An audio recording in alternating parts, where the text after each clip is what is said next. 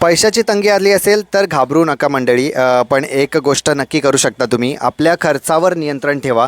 सर्वात आधी तुमचा बजेट तयार करा आणि पैसा नेमका कुठे खर्च होतो आहे हे तपासा. बाहेरचं जेवण, अनावश्यक शॉपिंग आणि गरज नसलेली खर्च काही दिवसांसाठी पूर्णपणे बंद करून टाका. त्यानंतर घराचं भाडं, लाईट बिल, EMI हे तर सर्वात इम्पॉर्टंट आहे, किंवा इतर अनावश्यक किंवा अत्यावश्यक खर्चांना प्राधान्य द्या. पण फक्त खर्च कमी करून प्रश्न सुटणार नाहीत. तुम्हाला पॅसिव्ह इन्कमसुद्धा बनवावे लागणार आहेत आणि उत्पन्न वाढवण्यासाठीचे प्रयत्न चालू करा. फ्रीलान्सिंग, पार्ट टाईम जॉब किंवा असं काही तुमच्या कौशल्यावर आधारित असं एखादं अतिरिक्त काम सुरू करू शकता, असं काहीतरी करा.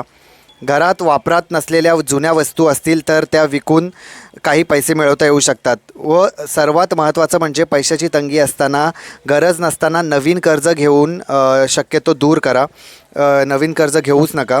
आणि आज थोडं नियोजन केलं, खर्चावर नियंत्रण ठेवलं आणि उत्पन्न वाढवण्याचा प्रयत्न केला तर उद्या आर्थिक परिस्थिती नक्कीच चांगली होऊ शकते मंडळी. जय महाराष्ट्र. सबस्क्राईब करा.